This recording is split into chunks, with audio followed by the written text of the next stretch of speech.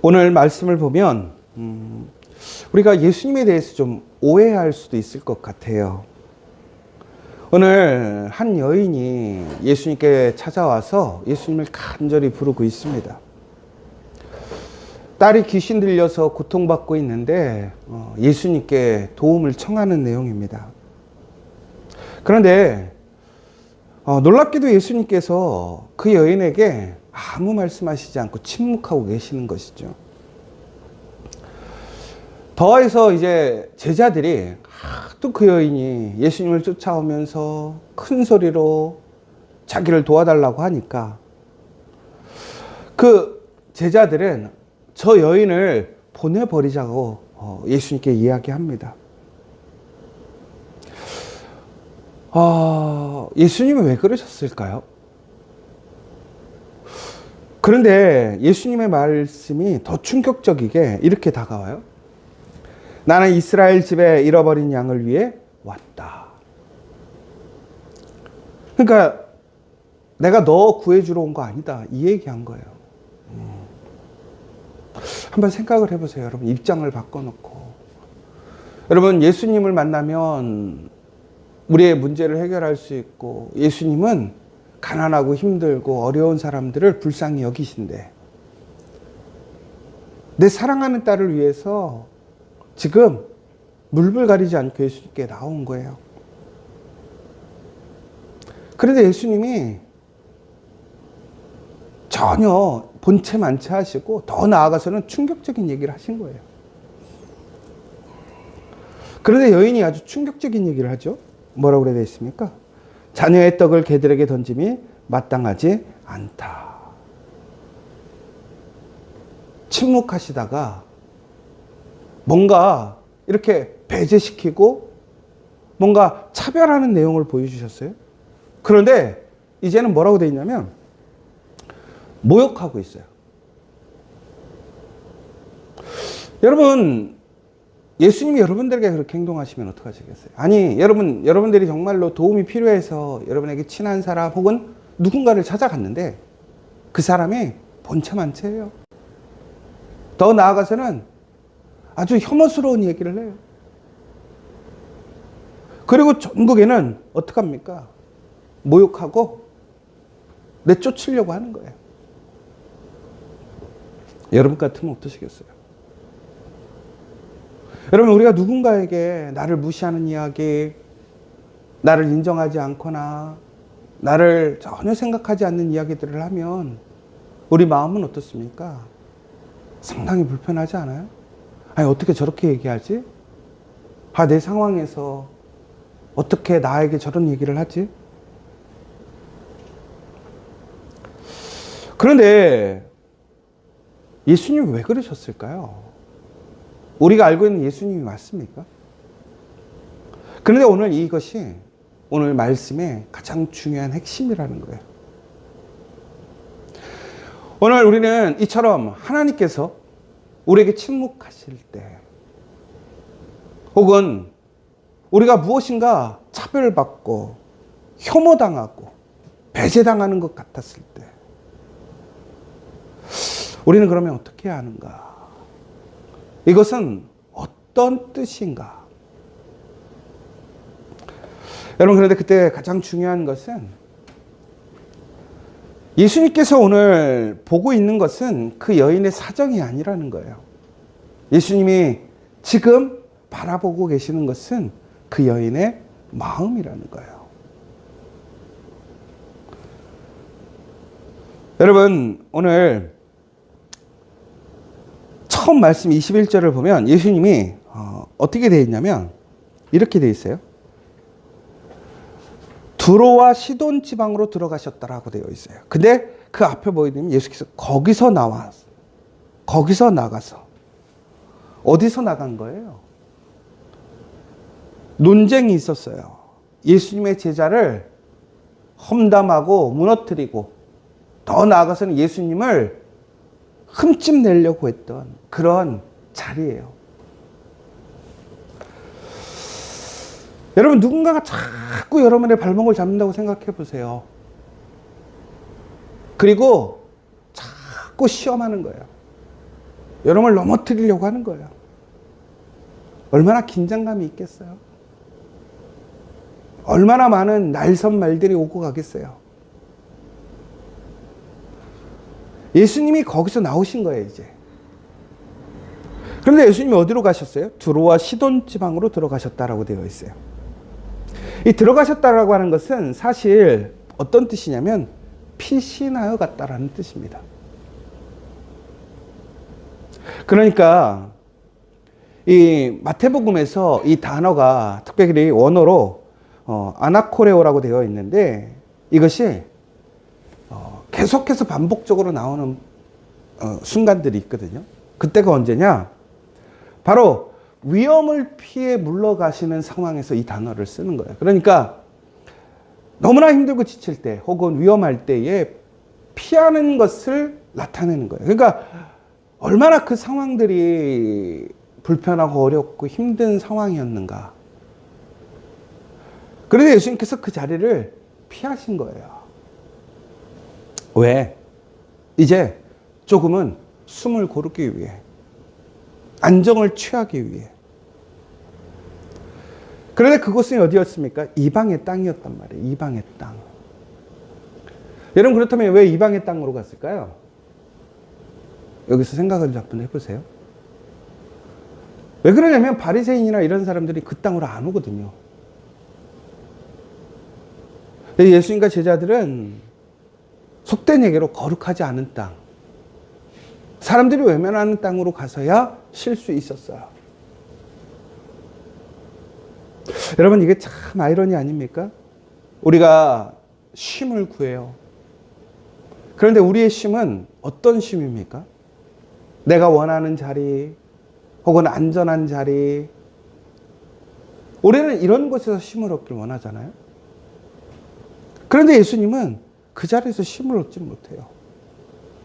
전국에는 사람들이 무시하고 외면하는 땅으로 가서 쉼을 얻고 있어요. 예수님이 왜 이런 얘기를 했는지 한번 생각해 보세요. 인자는 머리 둘 곳이 없다. 그러니까 얼마나 그 사명의 길이 힘들고 어려운 것이었는지 예수님께서 그 하나님의 아들로서 이 땅에 오셨지만 그 하나님의 사랑을 실천하기 위해 예수님이 당하시는 그 감당해야 될 무게와 어려움이 얼마나 큰지를 우리는 기억해야 될 것 같아요. 조금 다른 얘기이긴 한데 우리가 주님의 사명 안에서 살아간다는 것이 이런 것 같아요. 여러분 우리는 주님의 사명을 기쁨으로 알고 영광으로 알고 있단 말이에요. 그런데 그 기쁨과 영광 뒤에는 이렇게 쉴 수 없는 너무나 힘들고 어려운 그 고난과 힘듦이 있더라는 사실을 기억하셔야 돼요. 그러니까 우리가 우리의 신앙생활을 해나가면서 우리는 항상 하나님을 통해서 하나님의 은혜와 복을 누리기를 원하죠. 그러나 하나님은 반드시 우리에게 그 놀라운 하나님의 나라, 하나님의 공의와 정의, 하나님의 사랑을 우리에게 분명히 주십니다. 우리는 그것을 경험하게 될 것입니다. 그런데 우리가 이 땅에서 그 나라로 나아가는 과정에서 결코 그것이 우리가 원하는 평안함과 기쁨과 만족이 있지 않다라는 거예요. 다시 얘기하자면 이런 얘기예요. 여러분 우리가 신앙생활하는 것이 쉽지 않아요. 편안하지 않아요. 편안함을 원한다? 아니에요. 그것은 하나님의 나라가 완성되는 그날 우리에게 주어지는 상급이고 영광이지, 그 나라가 세워지는 과정에서 우리는 수많은 환난과 시험을, 고난을 당할 수밖에 없더라는 거예요. 그런데 우리는 어떻습니까? 매일매일 우리는 그런 편안함을 원하고 있지 않습니까? 조금이라도 내가 안전하고 편안하고 간섭받지 않고 쉬고 싶어 하고 있지 않습니까? 누군가가 내가 쉬는 날 전화하면 여러분들 어떠세요? 정말로 짜증나고 힘들지 않으세요? 그런데 교회 일 때문에, 하나님의 일로 인하여 여러분의 휴일을 빼앗기고 여러분의 신앙을 빼앗긴다고 생각해 보세요. 여러분, 요즘에 우리는 일과 신앙을 구별하려고 해요. 그리고 신앙도 일처럼 하려고 그래요. 맡겨진 시간. 여러분, 그런데 신앙이라는 것은 결코 그렇지 않아요. 우리의 믿음은 결코 제한된 시간 안에서만 일하고, 그것은 일이지 신앙이 아니죠. 오늘 예수님도 마찬가지라는 거예요. 예수님 보세요. 24시간이 사역이에요. 신앙이고 삶이란 말이에요. 그런데 바로 그때 예수님이 잠시 쉬고자 그 땅을 피해서 이방 땅으로 갔는데 거기까지 예수님의 쉼을 방해하는 거예요. 그렇다면 예수님이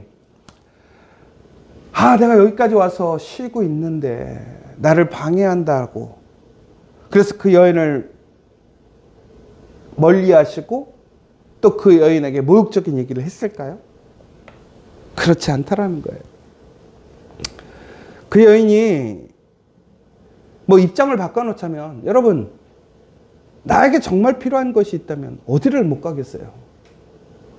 어떤 시간이고 못 가겠어요? 여러분, 정말로 급하고 어려면요, 새벽 1시고 2시고 간에 여러분 전화할 수 있어요.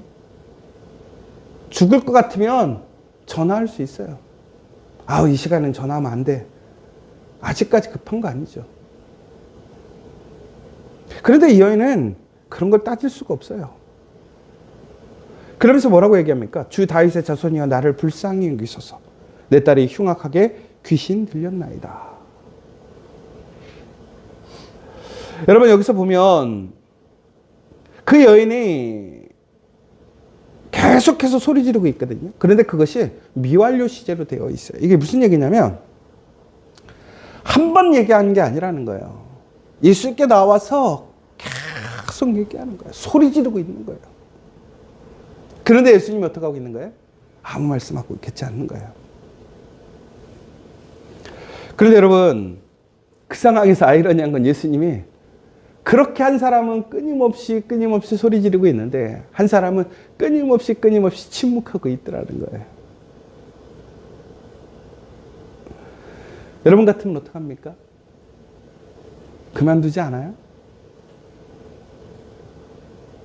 그런데 제자들이 옆에서 아주 시끄럽고 예수님 불편하게 하는 것 같으니까 그 여자 보내라고 얘기해요. 근데 또 희한하게 예수님이 또 그 여자는 보내지 않고 있단 말이에요. 예수님이 침묵하셨는데 그 침묵이 여인을 돌아가게 만들지는 않고 있더라는 거예요. 여러분, 우리가 하나님께 기도할 때 하나님이 침묵하실 때가 있어요. 근데 여러분, 우리는 침묵이 거절이라고 생각하는데, 여러분 오늘 말씀을 보세요. 예수님이 침묵하시는 게 그 여인을 거절하고 있는 것입니까? 오히려 예수님을 더 가까이 따라오게 하고 있지 않습니까? 그래서 이런 얘기가 있어요. 예수님의 침묵은 여인을 내쫓기 위한 침묵이 아니라 더 가까이 끌어들이기 위한 침묵이었다라는 얘기가 있어요. 여러분, 우리가 기도할 때 하나님의 침묵이 있고 응답의 침묵이 있을 때가 있어요. 그런데 그 침묵의 목적이 뭔지 아십니까? 바로 우리를 주님께로 더욱더 가까이 나오게 하시는 침묵이라는 거예요. 그런데 우리는 어떡합니까? 그 침묵 속에서 우리는 오히려 주님과 멀어지고 있지 않습니까? 그런데 오늘 이 여인은 어떻게 했습니까? 그래도 따라갔더라는 거예요. 예수님께서 두 번째 뭐라고 얘기하셨습니까? 나는 이스라엘 집에 잃어버린 양 외에는 다른 데로 보내심을 받지 아니하였다. 나는 유대인들을 위해 왔다라는 얘기를 하는 거예요. 너는 그 사람이 아니라는 거예요. 그런데 여러분, 이것은 정확하게 얘기하자면 우선순위예요. 나는 이스라엘을 위해서 왔어. 먼저 이스라엘이 너는 아니잖아. 이거 인종차별 아닙니까? 사람 차별하는 거 아닙니까? 맞죠? 이 여인은 가나안 사람입니다. 특별히 이 가나안 사람들은 어떤 사람입니까? 이스라엘의 역사적인 원수 아닙니까? 쫓아내야 될 사람들 아닙니까? 언양 밖에 있는 사람들 아닙니까? 그래 놀랍게도 25절에 이 여인의 행동을 보세요. 뭐라고 되어 있습니까? 여자가 와서 예수께 절하며 이르되 주여 저를 도우소서. 근데 여기서 되게 중요한 게 뭐냐면 미알료 시제예요. 또 절했다라는 것이 미알료 시제로 되어 있다라는 거예요. 이게 무슨 얘기예요?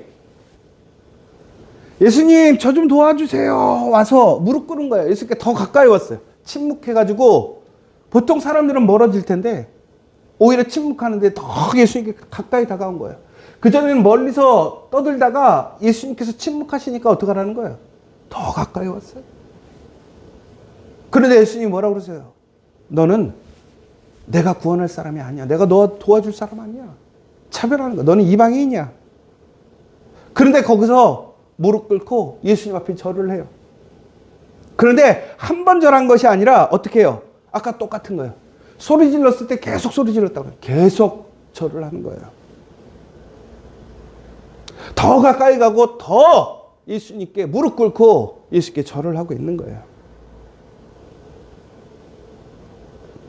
그런데 이 여인 처음에는 말이 많았어요. 나를 도와주세요. 내 딸이 귀신 들렸어요. 근데 두 번째는 와서 뭐라고 그래요? 아주 간절하게 주여 저를 도와주세요. 여러분 오히려 간절함은요 말에서 말이 길어지는 게 아니에요. 오히려 말은 짧아지고 오히려 간청만이 남는 거예요. 여러분 침묵 가운데서 그 여인은 어떻게 했습니까? 떠나지 않았어요. 계속 소리쳤어요. 그리고 차별과 배제 앞에서도 어떻게 했어요? 그 여인은 더 가까이 와서 계속해서 엎드리고 절했어요. 가장 충격적인 얘기를 해요. 자녀의 떡을 취하여 개들에게 던짐이 마땅하지 아니하니라. 여러분 이 유대 문화에서 개라는 것은 이방인을 나타내는 아주 경멸적인 얘기예요. 우리도 근데 이렇게 욕하지 않아요? 멍멍이 새끼 막 이런 얘기하죠. 이거 얼마나 치욕적인 얘기입니까? 그럼 결국은 그 부모가 뭐라는 거예요? 여러분 침묵으로 무시당했죠? 배제로 차별함을 들었어요? 그런데 이제는 개라고까지 얘기를 들었어요. 얼마나 모욕적입니까? 여러분 같았으면 어떻게 했어요? 아마 거기다 대놓고 같이 욕했을걸요? 개보다 못한 사람이라고 얘기했을걸요? 여러분 자존심 있으면 이미 돌아갔어요. 여러분 이것을 엄밀히 보자면 이건 완전한 거절 아닙니까? 그런데 이 여인의 말을 보세요. 27절에 뭐라고 되어 있어요? 주여 올소이다마는 개들도 제 주인의 상에 떨어지는 부스러기를 먹나이다. 올소이다. 예수님이 맞다고 인정하는 거예요. 저는 개와 같습니다. 자녀가 아닙니다. 자격이 없습니다. 반박하지 않아요. 억울하지 않습니다. 차별이라고 항의하지 않아요. 그런데 놀라운 것이 인정하고 있더라는 거예요. 그런데 뭐라고 되어 있습니까? 예, 그렇습니다. 그런데 라고 얘기하면서 개들도 주인상에서 떨어지는 부스러기를 먹나이다. 예수님이 말씀하신 것을 그대로 인정하고 인용하고 있어요. 나를 당신의 집에 개라고 여기셨습니까? 여러분 여기서 아주 중요한 얘기가 이거예요. 근데 이 여인은 이것을 치욕으로 여기지 않고 뭐라고 그랬냐면 집안의 개는 식탁에서 떨어지는 부스러기를 먹는다라는 것은 저는 그 개로만 되어도 감사하다라고 생각합니다. 예수님이 키우는 집안의 개로만 인정받아도 괜찮겠다라는 거예요. 그리고 더 나아가서 뭐냐면 그 부스러기만 있어도 충분하다라는 거예요. 놀라운 것이 뭐냐면 이 여인은 예수님의 말씀을 혐오인 것 같고 차별인 것 같고 배제인 것 같고 모욕 같은 말이지만 그 말씀을 붙들고 어떻게 해요? 주님 그거면 충분하다라는 거예요. 나는 개어도 괜찮고요. 떨어지는 부스러기만 있어도 괜찮다라는 거예요. 이게 얼마나 큰 믿음인 줄 아십니까? 여러분, 예수님이 그때 무엇이라고 얘기하십니까? 여자여 내 믿음이 크도다. 내 소원대로 되리라. 그리고 순간 딸이 나왔어요. 여러분, 예수님이 무엇을 보셨습니까? 그 여인의 딸의 상태를 보신 것도 아니고, 그 여인의 행동을 보신 것도 아니고, 그 여인의 마음을 보셨더라는 거예요. 여러분, 그 마음이 어떤 마음입니까? 자신이 얼마나 작은 자인지, 더 나아가서 예수님이 얼마나 크신 분인지를. 여러분, 그런데 왜 이 여인은 부스럭이라도 괜찮다라고 얘기했습니까? 부스럭이라도 예수님의 것이라면, 예수님이 주시는 것이라면 자신의 딸이 낳을 수 있다라는 그 큰 믿음이라는 거예요. 자기가 예수님의 개가 되어서 그 부스러기만이라도 먹을 수 있는 사람이 된다면 나의 문제는 해결될 수 있다는 거예요. 여러분, 이것을 보고 야, 그렇게 비굴하게 구해야 돼? 그런데 이 여인의 고백은 매우 진실한 고백이에요. 뭐냐면 나는 아무것도 아니라는 거예요. 나는 할 수 없더라는 거예요. 그 누구도 할 수 없었다는 거예요. 화려하고 대단한 사람도 할 수 없어요. 그러나 예수님의 개가 그 부스러기를 먹는 것처럼 내가 개가 되어서 예수님이 주시는 그 부스러기 하나만 먹어도 세상 사람들이 고칠 수 없고 쫓아낼 수 없는 그 귀신을 쫓아내고 이겨낼 수 있더라는 거예요. 여러분, 그런데 여기서 중요한 포인트가 있어요. 여러분, 가장 중요한 건 여인은 포기하지 않았습니다. 여러분, 그런데 여기서 포기하지 않는다라는 것은 예수님 앞에 떼쓰라는 것이 아닙니다. 여러분, 우리는 떼쓰는 기도를 할 때가 있어요. 하나님 왜 안 들어주셨어요? 왜 쟤는 저렇게 해주는데 저는 왜 안 해주세요? 얼마나 기도해야 돼요? 나의 열심을 통해서, 나의 간절함을 통해서 응답을 요구할 때가 있단 말이에요. 자신의 뜻을 간철시키려고 할 때가 있단 말이에요. 그런데 가나안 여인의 모습은 어땠습니까? 자신의 자격을 주장하지 않았어요. 오히려 자격이 없다고 얘기했어요. 자신을 개라고 얘기했어요. 철저히 자신을 인정하고 낮추는 거예요. 자신의 열심을 자랑하지 않았어요. 근거로 되지 않았단 말이에요. 내가 이렇게 예수님 쫓아와서 소리 지르고 계속해서 이야기하고 예수님께 나와서 무릎 꿇고 절하고 있는데 우리 예수님께 응답받지 못할 때, 하나님께 응답받지 못할 때 우리는 어떡합니까? 내가 얼마나 교회를 위해 열심히 노력하는데요. 내가 얼마나 기도했는데요. 얼마나 많이 헌금했는데요. 그런데 오늘 이 여인의 근거는 뭡니까? 예수님의 능력과 자비를 근거로 되고 있지. 자신의 열심과 자신의 어떤 상황을 얘기하죠. 그런데 우리가 기도할 때 예수님의 선하심과 예수님의 사랑을 기준으로 얘기하지 않고 우리는 우리의 열심으로 얘기하지 않고 우리의 열심으로 낫지 않는다니까요. 할 수 없어요. 오직 무엇으로? 예수님을 통해서 예수님의 그 사랑으로 예수님의 십자가만으로 우리는 구원받을 수 있다는 거예요. 더 놀라운 것은 부스러기라도 그 부스러기로 예수님께 나오는 것이라면 예수님이 주시는 것이라면 충분하다라는 믿음이에요. 여러분의 그런 믿음이 있으십니까? 칼빈이 이렇게 얘기했어요. 참된 믿음은 하나님의 거절처럼 보이는 것 앞에서 물러서지 않는 것이다. 그러나 그것은 자신의 고집을 지키는 것이 아니라 하나님의 선하심을 더 굳게 붙드는 것이니라. 여러분, 오늘 내가 예수님 앞에 기도하고 있는 나의 태도와 모습은 어떤 모습입니까? 나의 고집입니까? 나의 의지입니까? 나의 종교적 열심입니까? 아니면 예수님에 대한 믿음의 확신입니까? 여러분, 예수님이 침묵하셔도 예수님은 선하십니다. 예수님이 배제의 말씀을 하시고 차별적인 말씀을 하셔도 예수님은 선하시다. 나에게 개라고 해도 그 선하심은 변하지 않는다라는 여러분 그 확실한 믿음과 소망이 있으십니까? 이것이 큰 믿음이라는 거예요. 환경을 붙들거나 그저 귀에 들리는 이야기가 아니라 예수님을 붙드는 것. 응답을 붙드는 것이 아니라 응답하시는 그 예수님을 붙드는 것. 그 예수님이 생명인 것을 붙드는 것. 여러분, 사순절이 시작되었습니다. 사순절의 의미가 무엇입니까? 예수님께서 우리를 위해 지으신 십자가, 그 사랑과 그 십자가를 묵상하는 시간이에요. 그 종국적인 의미는 무엇입니까? 바로 오늘 그 예수님이 우리의 생명이고 진리고 구원이시라는 얘기예요. 저는 오늘 이 말씀을 통해서 여러분 오늘 이 여인처럼 여러분 정말로 예수님을 붙들고 인정하고 계시느냐라는 거예요. 이 사순절, 여러분 이 여인의 믿음을 배우기를 원합니다. 이 여인처럼 여러분 고백하시기를 원하고, 물러서지 않고 끝까지 침묵 속에서도 예수님을 따라가고, 배제하는 이야기, 차별하는 이야기를 들어도 그 앞에서 무릎 꿇고 예수님을 계속해서 구하고, 무엇보다 개라도 인정하고 예수님의 그 부스러기만으로도 나는 충분하다라는 그 큰 믿음을 얘기할 수 있는 여러분 되시기 원합니다. 정리하자면 이겁니다. 여러분, 우리가 기도할 때 침묵이 계속될 수 있습니다. 오히려 상황이 나를 굴욕적이고 나를 힘들게 할 때가 있어요. 우리는 어떻게 해야 됩니까?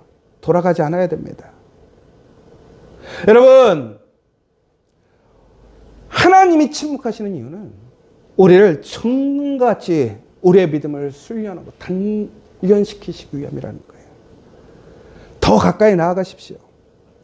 여러분, 우리는 실망하고 시간이 멀어질수록 우리는 점점 멀어집니다. 여러분, 그럴수록 더욱더 가까이 나아가십시오. 상황이 변하지 않을 때, 뭔가 큰 변화가 일어나지 않을 때, 내가 원하는 응답이 지체되어질 때 더욱더 가까이 갔어요. 근데 안타까운 게 뭔지 아세요? 사람들은요, 처음에는 얼마나 뜨겁게 하는지 몰라요. 시간이 지나면 점점 멀어져요. 더 가까이 가십시오. 무엇보다 말씀 안에서 그 말씀의 은혜를 발견하시기 바랍니다. 여러분, 오늘 개에게 던져지는 그 부스러기라는 것은 어떤 관점에서 보면 그것은 치욕스러운 이야기예요. 그런데 그것은 그 여인에겐 소망이 되었어요. 왜? 나를 개로 인정해 주신 거예요.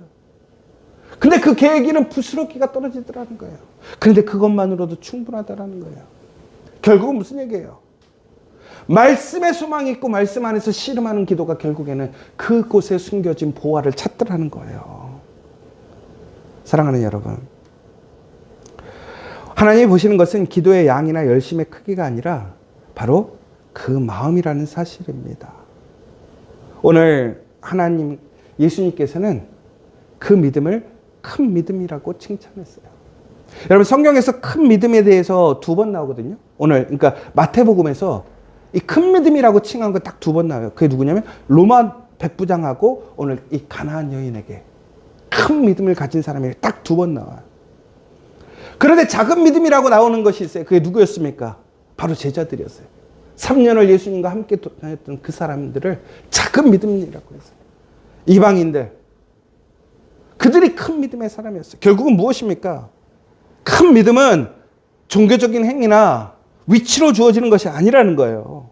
뭡니까? 큰 믿음은 예수님에 대한 확신, 물러서지 않고 끝까지 붙드는 그 마음이 큰 믿음이라는 거예요. 여러분, 지금 큰 믿음이 있습니까? 작은 믿음입니까? 저는 우리 지저처치 성도들이 그 큰 믿음을 가지고 예수님의 놀라운 은혜에 참여하는 저 여러분 되시길 간절히 소망합니다. 여러분, 여인은 부스러기를 구했어요. 그런데 전부를 받았습니다. 여러분, 아주 미약한 것이지만 그것이 그의 삶을 바꿨고 운명을 바꿨고 그의 문제를 해결했어요. 은혜는 부스러기로 오지 않는다라는 거예요.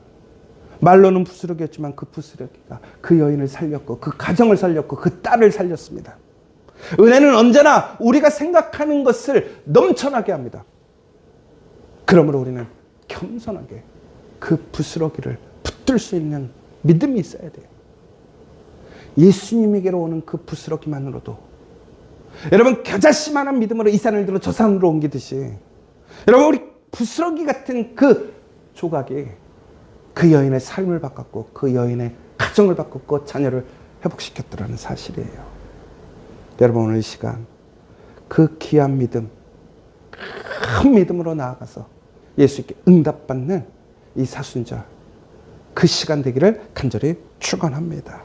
이 시간 우리 함께 기도했으면 좋겠습니다. 여러분, 지금 여러분들에게 어떤 장벽이 있습니까? 문제가 있습니까? 아직 응답이 없으십니까? 상황이 나를 배제하는 것처럼 보이십니까? 이성적으로 불가능해 보이십니까? 그러나 오늘 이 여인처럼 주여 올소이다마는 맞습니다. 나는 자격이 없습니다. 맞습니다. 나는 개와 같습니다. 그러나 주인의 상에 떨어지는 부스러기만이라도 먹을 수 있는 개라도 나는 영광입니다. 내가 오늘 당신께 기도할 수 있는 이 자격이 주어져 있는 것만으로도 감사합니다. 내가 주님께 이름을 부를 수 있는 것만으로도 영광입니다. 그 부스러기만으로도 족합니다. 큰 믿음으로 오늘 기도한다면 여러분, 예수님께서 오 여자여 내 믿음이 크도다 하셨던 것처럼 오 사랑하는 자여 네 믿음이 크도다, 놀라운 역사가 일어날 줄 믿습니다. 여러분, 장벽은 우리를 막기 위한 것이 아닙니다. 우리의 믿음을 더 깊은 곳으로 데려가기 위한 예수님의 초대입니다. 오늘 이 시간 그 믿음으로 담대히 포기하지 마시고 끝까지 예수님을 따라가고 예수님 앞에 더 가까이 나아가고 예수님의 그 부스러기만으로도 충분하다는 믿음의 고백을 향할 수 있는, 바로 그때 놀라운 역사가 일어나면 그 은혜를 체험하는 우리 성도들 될 수 있도록, 우리 지자체가 될 수 있도록 함께 기도해 주시기를 원합니다. 특별히 오늘 우리에게 많은 기도의 제목들이 있습니다. 특별히 우리 김대경 성도님 영육간에 하나님의 놀라운 치유로 반드시 치료될 수 있음을 믿고, 또 우리 모든 지체들, 우리 교회의 모든 문제들이 해결되어질 수 있도록, 그리고 또 한 가지, 정말로 우리 이번 주일 우리 손희진 집사님, 권사님의 취임식이 있습니다. 우리 손희진 집사님이 귀한 하나님의 믿음의 권사님으로 세워질 수 있도록 이 시간 함께 기도해 주시면 좋겠습니다. 우리 주기도문으로 마치도록 하겠습니다. 하늘에 계신 우리 아버지, 아버지의 이름을 거룩하게 하시며 아버지의 나라가 오게 하시며 아버지의 뜻이 하늘에서와 같이 땅에서도 이루어지게 하소서. 오늘 우리에게 일용할 양식을 주시고 우리가 우리에게 잘못한 사람을 용서해 준 것 같이 우리 죄를 용서하여 주시고 우리를 시험에 빠지지 않게 하시고 악에서 구하소서.